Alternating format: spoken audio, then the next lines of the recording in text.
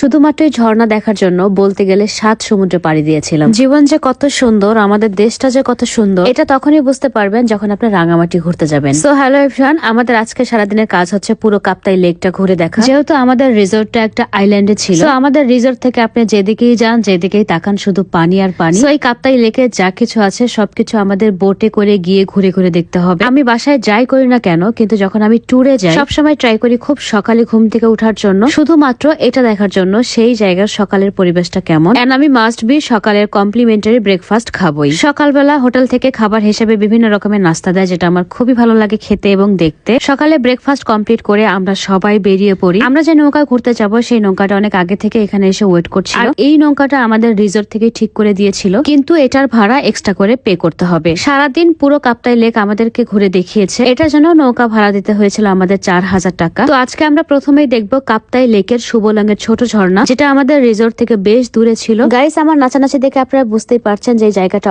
অনেক বেশি সুন্দর। যেহেতু আমি প্রচন্ড সাঁতারু একটা মেয়ে, সো পানি দেখে আমার একদমই ভয় ডর কিচ্ছু নেই, বরং পানির ভেতরে গেলে আমার কি যে ফাইন লাগে। এই জায়গার ভিউটা আমার কাছে একদম থাইল্যান্ডের ভিউর মতো মনে হচ্ছিল। কাকলি আপু এত বেশি এক্সাইটেড হয়ে গেছে। আপু বলেছে এত সুন্দর ভিউর সাথে আমি যদি পা দুলে দুলে আঙ্গুর না খাই, তাহলে জীবনের একটা শখ অপূর্ণই থেকে যাবে। আমরা শুভলংয়ের ছোট ঝর্ণায় চলে আসি। ঝর্ণাটা আমাদের কাছে কেমন লেগেছে সেটা বলবো ছোট্ট একটা স্লিমিং টি এর ভিডিওর পরে। আমার ট্যুরের ভিডিও দেখে আপনারা সবাই কমেন্ট করছেন, রাবে আপু এত শুকাইছেন কিভাবে। আপনারা খুব ভালোভাবে জানেন আমি প্রায় 1 বছর ধরে ইউনিক কালেকশনের অর্গানিক স্লিমিং টি এইটা খাচ্ছি। এই 1 বছরে আমি অন্য কোনো স্লিমিং টি খাইনি, প্লাস আপনাদের সাথে আমি কোনো ভিডিও শেয়ার করি। এটা সত্য কথা, আমি বরাবরই আপনাদের মতো ধৈর্যহীন। এই 1 বছরে আমি 5 থেকে 6টা স্লিমিং টি শেষ করেছি। আমার বরাবরই ধর্মুরগি করজবি পছন্দ নয় ভাই, এটা আমার শরীর, এটার উপরে আমি কোনোভাবে প্রেসার দিতে পারি। আমি যেহেতু জিম বা ব্যায়াম করার সময় একদমই পাইনি, তাই আমার কাজের ফাঁকে ফাঁকে আমি কন্টিনিউয়াসলি স্লিমিং টি পান করে গেছি। এন্ড আমি 100% কনফিডেন্ট ছিলাম যে আমি একদিন ঠিকই স্লিম হয়ে যাবো। মাশাআল্লাহ, আমি অনেক বেশি স্লিম হয়ে গেছি শুধুমাত্র এই স্লিমিং টিটাই খেয়ে। পাশাপাশি আমি একটু খাবার মেনটেন করেছি, যেমন আমি তেলে ভাজা জিনিস একদমই খাই না, সুগার টোটালি অ্যাভয়েড করি, প্লাস 3 বেলার খাবার নিয়ম করে খাই। রাতের খাবারটা একটু আর্লি খেয়ে ফেলি। আবার খাওয়ার সময় এক ঢসকা নিয়ে বসেন না, খাবার একটু কম করে খাইন। আর খাওয়ার 30 মিনিট থেকে 1 ঘন্টা পরে আপনারা স্লিমিং টি খাবেন। নিজের সাথে যুদ্ধ করে ওয়েট লস করার কোনো দরকার নেই, কাজের ফাঁকে ফাঁকে খেয়ে যান, একসময় যায় এমনি স্লিম হয়ে যাবে। ছেলে মেয়ে আপনারা উভয়ে পান করতে পারবেন। এটা 100% ন্যাচারাল উপাদান দিয়ে তৈরি, কোনো সাইড ইফেক্ট নেই। ডায়াবেটিস থাইরয়েড থাকলেও রেগুলার পান করলে ওজন কমবে। তো যারা নিতে চাচ্ছেন তারা ইউনিক কালেকশন থেকে নিয়ে নিবেন। ইউনিক কালেকশনের পেজ নেম আমার ভিডিও ক্যাপশনে মেনশন করা আছে। ভিডিওর শুরুতেই বলে দিয়েছে এটা একটা ছোট ঝর্ণা। তবে আমার একটু মন খারাপ হয়েছিল, আমি আশা নিয়েছিলাম যে ঝর্ণা মানে অনেকগুলো পানি একসাথে আসবে,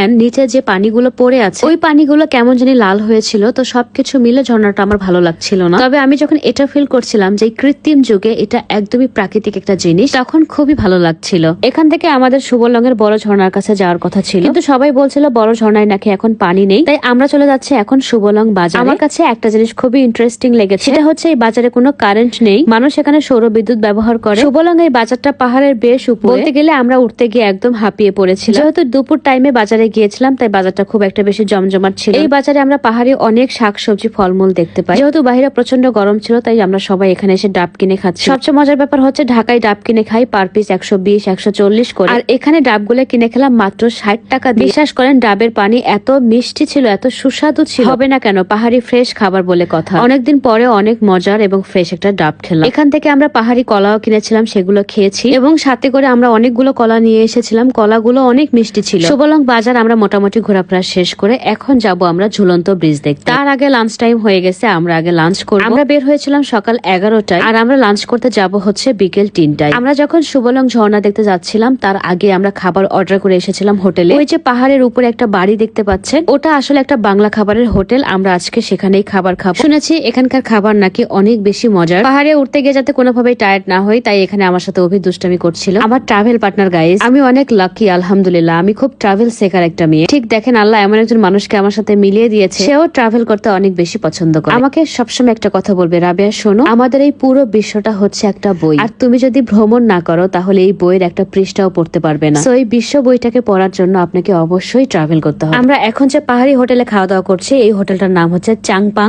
আপনারা রাঙ্গামাটি ঘুরতে গেলে অবশ্যই একবার চাংপাং এ খাওয়া দাওয়া করবেন, কারণ এই হোটেলের রান্না অসম্ভব মজা। পাহাড়ি সবজি দিয়ে পাহাড়ি স্টাইলের রান্না, সম্পূর্ণ ডিফারেন্ট টেস্টের। আমরা এখানে নতুন নতুন অনেক খাবার খেয়েছিলাম, যেমন কাসকি মাছ ফ্রাই, চিকেন ভর্তা, শুটকি ভর্তা, সবজি, ব্যাম্বো চিকেন, আইর মাছ, পাহাড়ি ক্যাটকা, ডাল। আমি আইর মাছ এর আগে অনেক খেয়েছিলাম, কিন্তু এই আইর মাছটার মতো মজা ছিল না। রান্না এত সুস্বাদু, এত ফ্রেশ, মনে হচ্ছে এখনো মুখে লেগে আছে। 6টা মানুষ আমরা এত পরিমাণ খাই খাইছি গাইস, পুরো একদম টেপা পাটল হয়ে গেছি। খাওয়ার পরে দেখি নড়তে পারি না, চড়তেও পারি না। যাই হোক, আবার এসে নৌকায় উঠে পড়লাম। বিকেলে লেকের ভিউটা অসম্ভব সুন্দর লাগছিল, স্পেশালি রোদের তাপ কমে যাওয়া, ঠান্ডা বাতাস গায়ে লাগছিল এবং চারিপাশে শুধু পানি আর পানি। সবকিছু মিলে ভিউটা এত দারুণ ছিল, আপনি কোটি টাকা দিয়েও এই সৌন্দর্য কিনতে পারবেন না। বিশ্বাস করেন, রাঙামাটি থেকে আমার একদমই আসতে ইচ্ছে করছিল না, কারণ আমাদের জীবন থেকে এতটা রিফ্রেশমেন্ট, শান্তি কবে চলে গেছে আমরা কেউ বুঝতেই পারিনি বা বলতেও পারবো না। এই সেই ঝুলন্ত ব্রিজ গাইস। ছোটবেলা বই, ক্যালেন্ডার বা পেপারে এই ঝুলন্ত ব্রিজের ছবি কত দেখেছি, কত পড়েছি। ফাইনালি আজকে দেখতে পেলাম, মনের মধ্যে এত বেশি খুশি লাগছিল ঝুলন্ত ব্রিজ দেখে। আনফরচুনেটলি আমরা ঝুলন্ত ব্রিজে উঠতে পারিনি, কারণ এত লোকজনের ভিড় ছিল।